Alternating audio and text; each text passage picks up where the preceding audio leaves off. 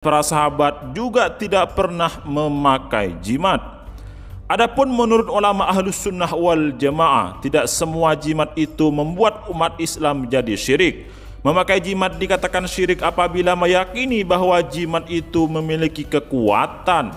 Adapun jika meyakini bahwa jimat itu tidak memiliki kekuatan apa-apa, yang memiliki kekuatan adalah Allah Subhanahu wa taala, maka tidak syirik.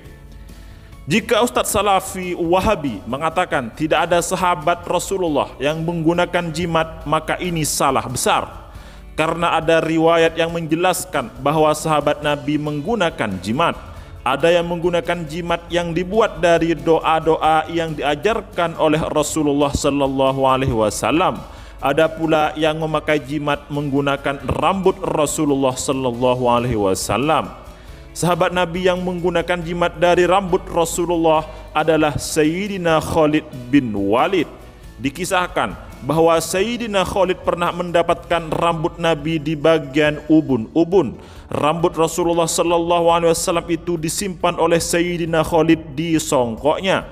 Ketika berangkat perang, songkok itu dibawa dan Sayyidina Khalid bin Walid selalu mendapatkan kemenangan berkah rambut Rasulullah Sallallahu Alaihi Wasallam itu.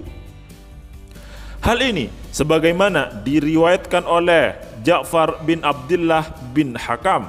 Ia berkata, "Inna Khalid bin Walid faqada qalan suwatan lahu yaumal yarmuk faqala utlubuha falam yajiduha faqala utlubuha fawajaduha faidan hiya qalan suwatun khalaqatun faqala Khalid i'tamara Rasulullah sallallahu alaihi wasallam fahalaqa ra'sahu fabadadara an-nasu jawaniba sya'rihi fasabaqtuhum ila nasiyatihi faj'altuha fi hadhil qalan suwati falam ashhad qitalan wa hiya ma'i illa ruziqtu an-nasra."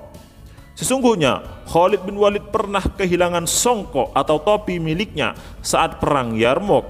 Ia berkata, "Carilah ia." Sahabat yang mencarinya pun tidak menemukan.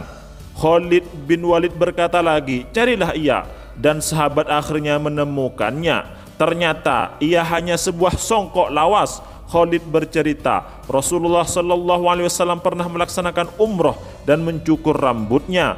Para sahabat pun bergegas menuju ke arah tempat rambut beliau. Maka aku pun mendahului mereka sehingga memperoleh rambut kepala bagian depan Rasulullah Sallallahu Alaihi Wasallam.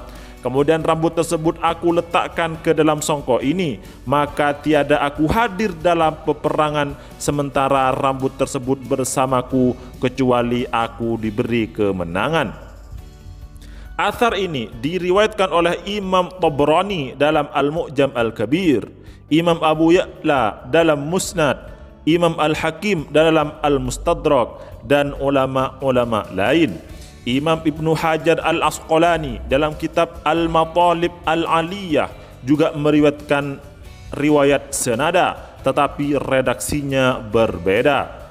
Penggunaan jimat oleh Sayyidina Khalid bin Walid ini adalah dalam rangka tabarruk dengan rambut Rasulullah Sallallahu Alaihi Wasallam, yakni Sayyidina Khalid mengharap dan mengambil berkah dari rambut Nabi itu, sehingga Sayyidina Khalid selalu menang dalam peperangan. Tentu Sayyidina Khalid yakin bahwa kemenangan itu pemberian Allah Subhanahu wa taala. Allah lah yang memberi segala sesuatu. Rambut tidak memiliki kekuatan apa-apa, tapi berkah dari rambut Rasulullah itu Allah memberikan kemenangan kepada Sayyidina Khalid.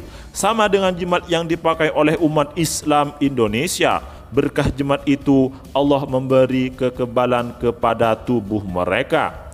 Lalu apakah Sayyidina Khalid syirik? Tentu tidak. Ada lagi yang perlu disampaikan di sini, bahwa Rasulullah dan sahabat Rasulullah berperang untuk menang, bukan untuk kalah. Kalah dan mati syahid adalah pilihan kedua. Pilihan utama dan tujuan utama Rasulullah dan para sahabat ingin menang dari orang-orang kafir. Lalu bagaimana dengan status athar ini? Sahih apa dhaif? Menurut Al-Hafidz Adz-Dzahabi dalam Ta'liq Talkhis Al-Mustadrak, riwayat ini munqati'. Menurut Al-Hafidz Al-Haythami dalam Majma', rawi athar ini adalah para rawi sahih. Ja'far mendengar riwayat ini dari segolongan para sahabat, tapi aku tidak tahu mendengar dari Khalid apa tidak. Al-Hafidh Al-Buthiri dalam Ittihaf Al-Khairah mengatakan athar ini diriwayatkan oleh Abu Ya'la dengan sanad yang sahih. Imam Az-Zarkasi dalam Nuktah ala Muqaddimah Ibni Salah mengatakan, mengutip pendapat Ibnu Qattan, bahwa yang dimaksud dengan isnadnya sahih adalah rawinya thiqah dan sanadnya bersambung. Riwayat di atas dijadikan dalil oleh para ulama bolehnya bertabarruk atau mengambil berkah. Ulama yang menjadikannya dalil adalah Al-Hafidh Az-Zahabi dalam Siyar A'lamin Nubala, Al-Hafidh Ibnu Hajar Al-Asqalani dalam Fathul Bari dan Al-Isabah, Al-Hafidh Ibnu Abdul Bar dalam Al-Isti'ab, Imam Abul Qasim Ali bin Hasan Asy-Syafi'i dalam Tarikh Madinah Dimsyik, Al-Hafidh Suyuti dalam Al-Khosais Al-Kubra. Lebih lanjut bisa dibaca di website aswjresearch.com dengan kata kunci Sayyidina Khalid Al-Walid bertabaruk dengan rambut Sayyidina Rasulullah. Tak hanya itu, Imam Az-Zahabi bercerita dalam kitab Tarikh Islam bahwa Imam Ahmad bin Hanbal bertabarruk dengan rambut Rasulullah sallallahu alaihi wasallam. Imam Ahmad bin Hanbal yang merupakan ulama salaf mencium rambut Nabi, memasukkannya ke dalam air lalu meminum air itu agar selalu sehat.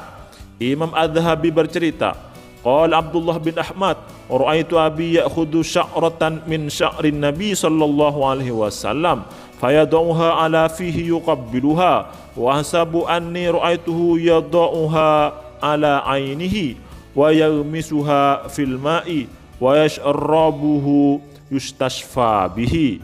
Abdullah bin Ahmad bin Hanbal berkata, saya melihat ayahku Ahmad bin Hanbal mengambil rambut Nabi lalu diletakkan di mulut lantas beliau menciumnya. Saya melihat beliau meletakkan rambut Nabi di mata beliau lantas dicelupkan ke air dan meminum air itu agar sehat.